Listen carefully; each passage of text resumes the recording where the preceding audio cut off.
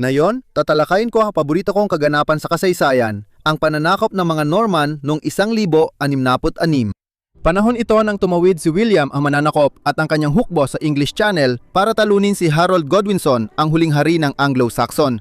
Gustong-gusto ko talaga ang panahong ito. Grabe ang political na intriga noon, parang Game of Thrones ang mga pangyayari. Hanggang ngayon, matapos ang halos 1,000 taon, hinahati pa rin ito ang mga tao. Ikaw ba ay Team Harold o Team William? Team Harold ako, pero hindi ngayon dahil gagawa ako ng pagkain na kinain ng hukbo ni William nung una silang dumating sa Pevensey based sa mga larawan sa Bayeux Tapestry.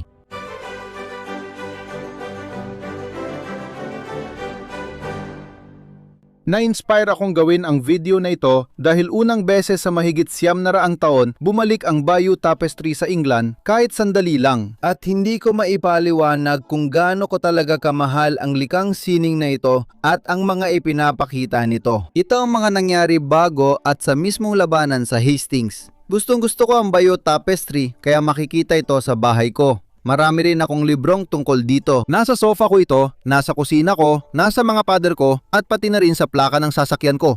At isang bagay na gusto ko tungkol dito ay naglaan ito ng malaking bahagi para sa isang pagkain na kinain ni Duke William ng Normandy kasama ang kanyang mga tauhan nang una silang dumating sa Inglaterra. Isang pagkain na karamihan ay gawa sa mga sariwang sangkap na sinamsam mula sa nakapaligid na kanayunan. Sa itaas ng mga nagluluto, nakasulat, Hic coquitur caro et hic ministraverunt ministris. Dito niluluto at inihain ng mga tagapaglingkod ang karne. Kabilang sa mga pagkaing inihahanda ay isang nilaga sa ibabaw ng apoy, tinapay at iba pang mga lutong tinapay mula sa isang oven sa bukid, buong isda, karne at pagkatapos ay mga buong inihaw na ibon na katuhog sa mga espeto. At yung huli, ang napili kong gawin na yon. Sa kasamaang palad, sa panahong ito, 11 siglo talagang kakaunti ang mga aktual na resipe na naisulat. Kaya dapat tayong sumangguni sa unang medieval na French cookbook, ang Le Viandier de Devent noong 1300. At ito ay nagpapakita ng uri ng lutuin na maaring kinakain ni William ng Normandy. At mayroon itong resipe para sa poule brouty, inihaw na batang manok. Bunutan sila ng balahibo sa tubig, tusukan ng mga piraso ng taba at iihaw. Karaniwang kinakain kasama ang malamig na sarsa ng sambong o chameleon sauce over juice. Ang pullet ay maliit na inahing manok kaya Cornish game hen ang gagamitin ko. Pagkatapos, sinasabi na kailangan itong tusukan ng mga piraso ng taba na karaniwang ginagawa noon lalo na sa mga payat na karne kung saan literal na isinusuksok ang mga piraso ng mantika sa loob ng karne. Kung mas malaki ang karne, pwede mong itahi ang taba sa karne. Para sa isang bagay na kasing laki ng Cornish game hen na ito, gumawa lang ako ng ilang hiwa at isinukso ko ang guanciale sa loob. Pagkatapos, gusto mong itali ang mga paa gamit ang tali at tuhugin ng manok. Ngayon sa puntong ito, pwede mo na itong lutuin sa bukas na apoy, sa ihawan o kahit sa oven lang. Ginagamit ko rin ang stick bilang paggalang sa Bayeux Tapestry na technical na isang burda lang. Pero kung ayaw mong gumamit ng stick, hindi mo naman kailangan. Pwede mo lang ilagay sa isang baking dish at ipasok sa oven sa 450 degrees Fahrenheit 200 at 30 Celsius at i-roast ng 20 minuto. Pagkatapos, bawasan ng init sa 350 Fahrenheit o 175 Celsius at i-roast pa ng 20 minuto o hanggang maluto sa gusto mo. Mapapansin mo na ang ibon ay hindi tinimplahan, pero ayon sa recipe, iahain ito kasama ng sarsa tulad ng verjuice, katas ng maasim na hilaw na ubas o malamig na sarsa ng sambong. Sa tingin ko, pinaka-medieval sa mga recipe ang camelin sauce na may cinnamon. Yan ang gagawin ko. Para gumawa ng camelin sauce, ihanda ang luya, maraming cinnamon, cloves, grains of paradise, mace at long pepper ayon sa gusto mo. Salain ang tinapay na binabad sa maasim na alak at timplahan ng asin. May isa pang paraan kung saan pinakukuluan ito para maging parang karaniwang sarsa at nagamit ko na yon, pero ang bahaging ito ng aklat ay tungkol sa mga sarsang hindi pinakuluan. Dahil ginagawa nila ito sa kusinang pamilitar sa labas, sa tingin ko mas practical na hindi pinakuluan. Ngayon, malamang hindi kinain ng karamihan sa sundalo ang sarsa, sina William at mga nakatataas lang dahil puno ito ng mamahaling pampalasa. Para sa mamahaling camembert sarsa, kailangan mo lang ng isang hiwa ng puting tinapay, tostado o lumana, isang kapat na tasa o 60 ml ng pulang alak, 2 kutsara ng suka ng pulang alak, kalahating kutsarita ng luya, 2 kutsarita ng kanela, 1 kurot ng cloves, 1 kurot ng asin, At pagkatapos ay 3 pampalasa na hindi masyadong karaniwan sa modernong lutuin pero karaniwan ng medieval na pagluluto at iyon ay grains of paradise. Isang kurot lang. Parang itim na paminta ang lasa nito pero mas mabanggo at may citrus. Kakaiba talaga ang lasa. Kapat na kutsarita ng mace. Paminsan-minsan na lang itong ginagamit ngayon. Ito ang panlabas na sapot ng nutmeg. Tapos, isang kurot ng long pepper, mga 1 piraso. Para siyang itim na paminta pero mas matamis at bahagyang mas maanghang. At ilalagay ko ang mga link sa description kung saan nyo pwedeng makita ang mga yon dahil karamihan sa mga ito ay hindi madaling makita sa mga palengke. Paminsan-minsan may mace, depende na lang. Walang tinukoy na eksaktong dami sa recipe kaya malaya kang maghalo ayon sa gusto mo.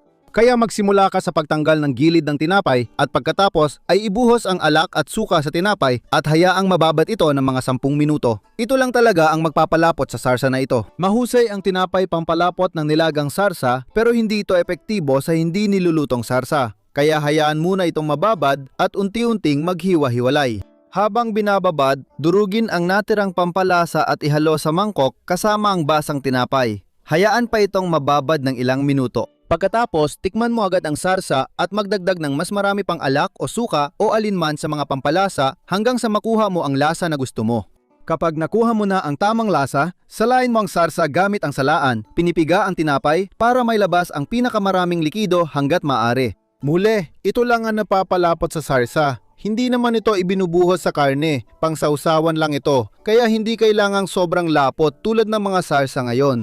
Habang may mga visual na palatandaan ang Bayou Tapestry tungkol sa pagkain ng mga lalaki, may mga dokumento rin nun na naglalarawan ng kanilang inumin.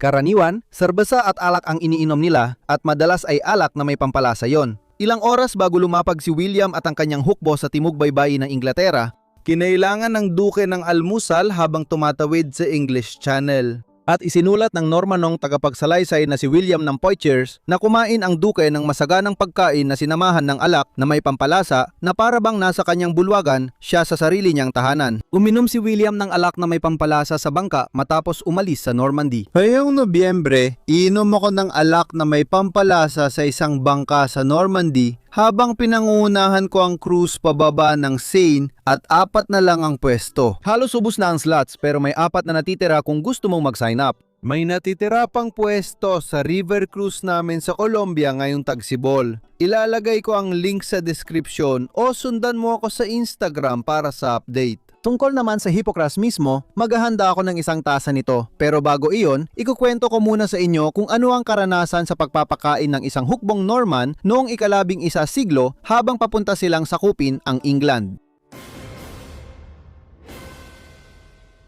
Noong ika-5 ng Enero, 1666 namatay si Edward the Confessor, hari ng England. At iniwan niya ang trono kay... Ayun ang malaking tanong. Kanino niya ito iniwan? At pinayagan ba talaga siyang ipamana ito? Dahil sa panahong ito, ang hari ng England ay talagang pinipili sa pamamagitan ng halalan. At ang taong nahalal bilang hari ay si Harold Godwinson, bayo ni Edward. Pero ang konseptong ito ng pagpili ng hari ay lubos na banyaga para sa mga Norman at kay William na inasahan na siya ang magiging hari ng England dahil sinabi niya na si Edward the Confessor maraming taon nang nakalipas ay pinangako sa kanya ang trono. At sinabi niya na si Harold Godwinson na ngayon ay nakaupo na sa trono ay nangakong susuportahan ang kanyang pag-aangkin sa trono. Hindi niya binanggit na napilitan si Harold Godwinson halos bilang isang bihag, pero alam mo na, nanghako pa rin siya. Labis na nabalisa si William na mabalitaan niyang namatay si Edward the Confessor at agad na naging hari ng Inglaterra si Harold kinabukasan kahit anuman ang tingin mo sa pangako.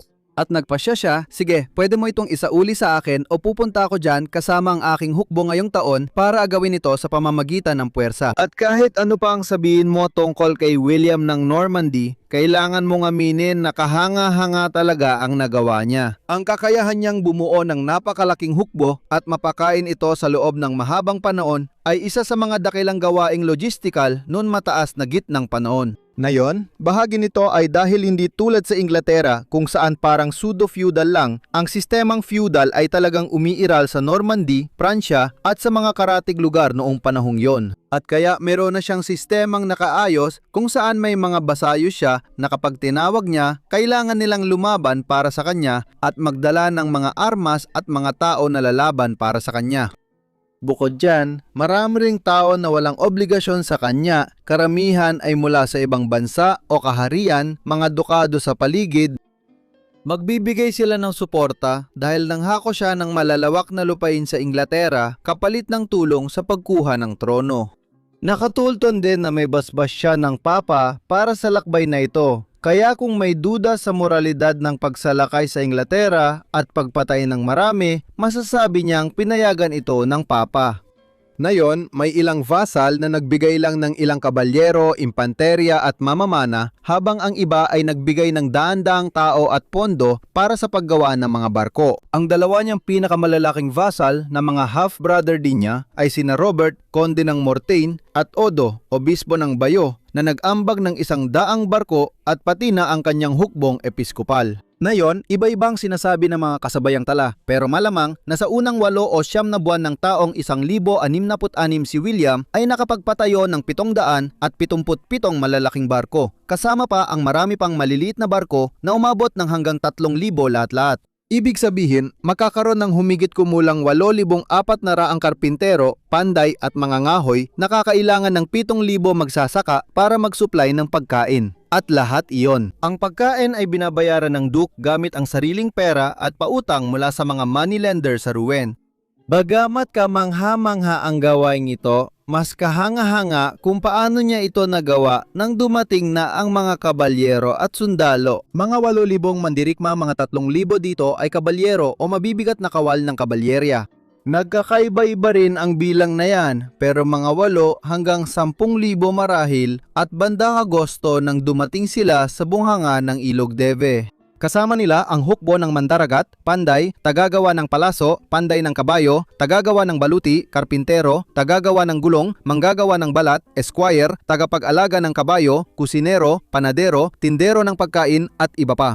Sa kabuuan, mayroong humigit kumulang 13 hanggang 20,000 tao at 5,000 kabayo, lahat sila ay tatawid papuntang Inglaterra at kailangang pakainin ng ilang linggo bago pa man sila makarating doon.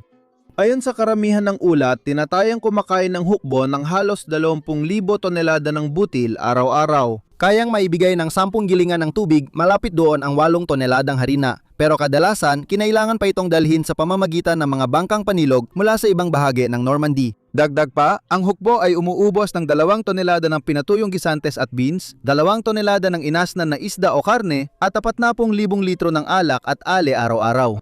Ang mga kabayo ay kumukonsumo ng dagdag na 17 tonelada ng obena at 35 tonelada ng dayami kada araw.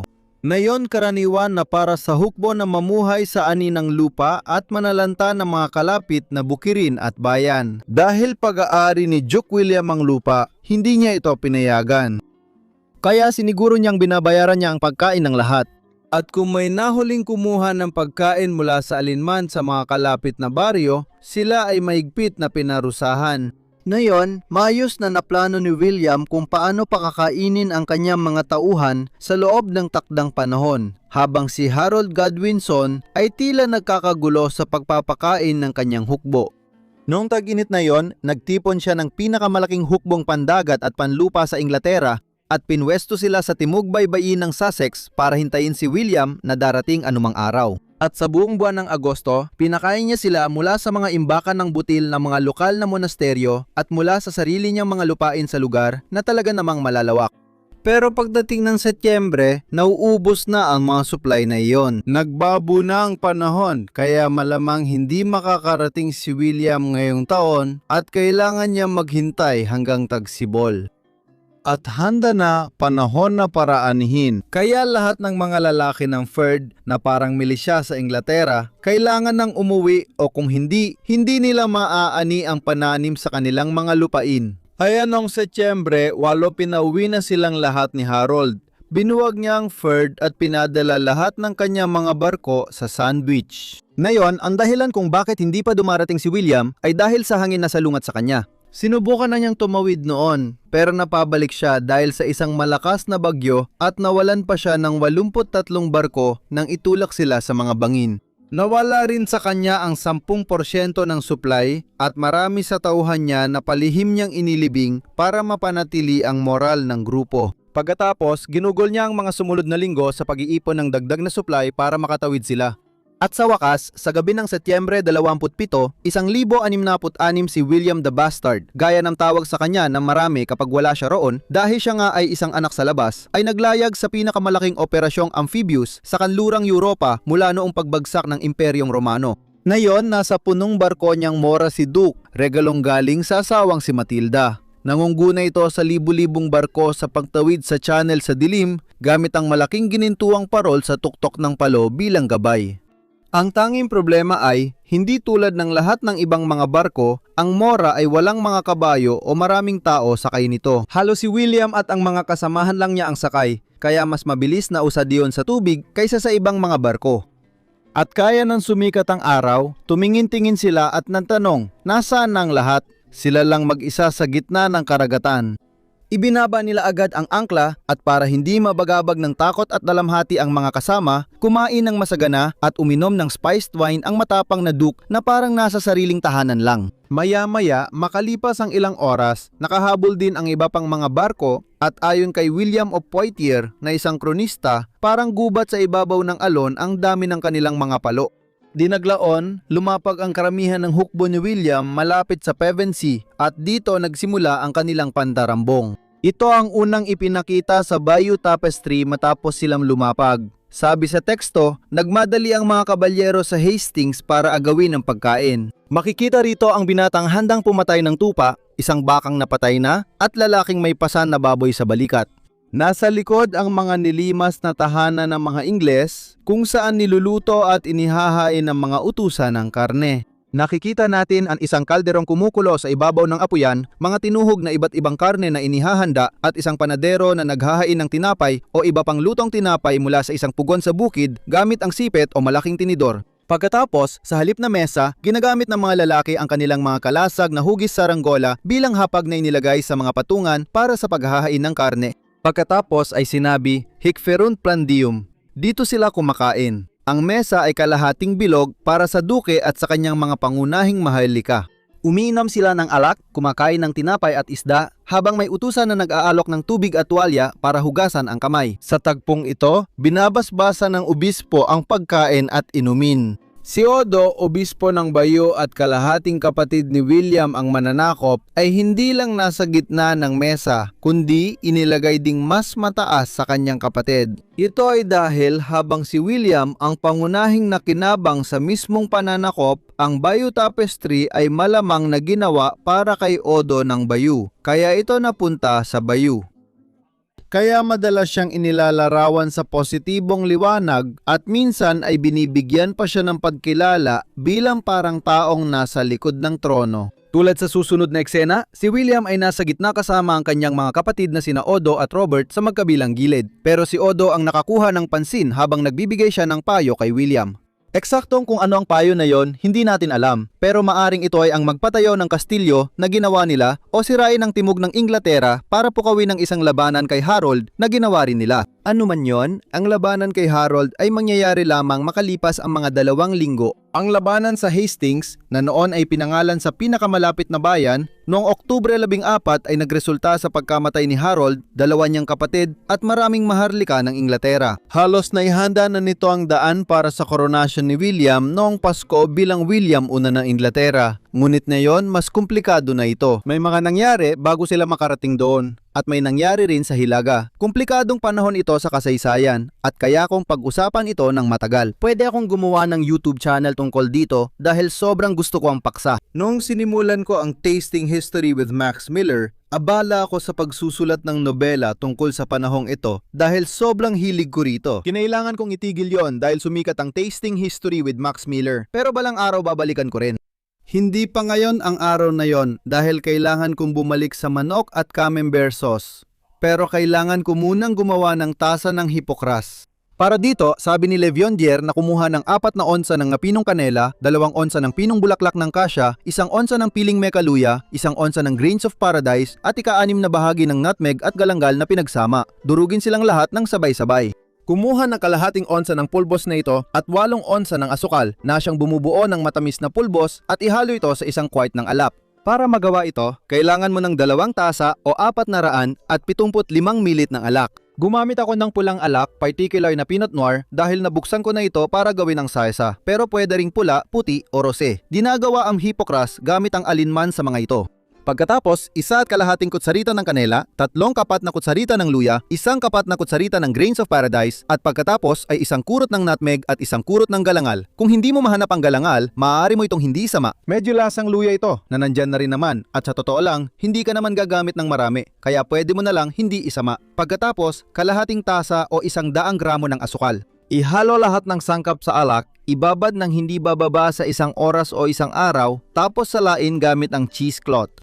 O kung meron ka nito, Hippocratic sleeve na siyang pinagmulan ng pangalang Hippocras. Pero malamang mas madaling humanap ng cheesecloth. Kapag luto na ang manok sa oven, pwede ka nang kumain. Heto na tayo. Isang pagkain na kinain ni William the Conqueror at ng kanyang mga tauhan nang una silang dumating sa Inglaterra. Mukhang makatas at masarap ang manok. Salamat, may dagdag na mantika pa. Sabi ko nga, ito ay sausawan, kaya isawsaw lang ng kaunti at tikman. Kita mo, nababalutan ng sausawan pero hindi malapot at medyo magaspang. Tikman na natin.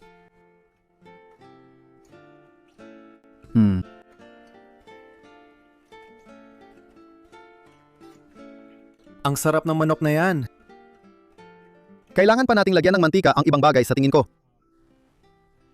Oo, gusto ko yan. Mas masarap pa kaysa manok. Susubukan ko rin ng kaunting sarsa gamit ang maliit na kutsara. Kita mo, mas malapot siya kaysa likido, pero hindi kasing lapot ng sarsa. Tikman natin. Sa totoo, hindi mo kailangan ng madami. Sobrang lasa ng kanela, kanela talaga. Lasang-lasang ang mga pampalasa. May konting asim mula sa suka. Hindi mo kailangan ng marami at hindi mo rin gugustuhin ibuhos ito sa ibabaw ng pagkain. Hindi talaga kailangan ng marami para malasahan mo dahil napakalakas ng lasa ng sarsa na ito. Pagkatapos, mag-toast tayo para sa kasaysayan ng Inglaterra gamit ang hypocrite na ito na nagawa ko na dati sa channel pero hindi sa versyong ito. Ginawa ko yung isa mula sa form of cherry nung sinimulan ko ang channel. Ito na tayo. Ang sarap. Perpektong inumin iyan pang holiday. Sa tingin ko, na yon ay umiinom pa rin tayo ng spiced wine pero madalas tuwing pista lang. Dati, lagi nilang iniinom ang mga iyon dahil sobrang sarap at sikat. Hindi ko alam kung minsan ay para matakpan ang lasa ng hindi magandang alak pero sa tingin ko hindi naman palagi. Parang sa karne, may gumagamit ng pampalasa para matakpan ang hindi magandang lasa. Pero hindi totoo yun. Kung kaya mong bumili ng mahal na pampalasa, kaya mo ring bumili ng maganda at masarap na karne at alak. Sa tingin ko, paraan lang ito para iangat palalo at ipakita yung iba pang mga pampalasa. At maganda siya. Ang totoo, alam mo, yung asukal, syempre napapatamis, napapalapot ng kaunti, na medyo astig din. Yung dami ng asukal na ginamit ko ay medyo mas kaunti kaysa sa nakalagay sa recipe, pero matamis pa rin talaga. Marami silang nilagay na asukal, matamis at masarap talaga.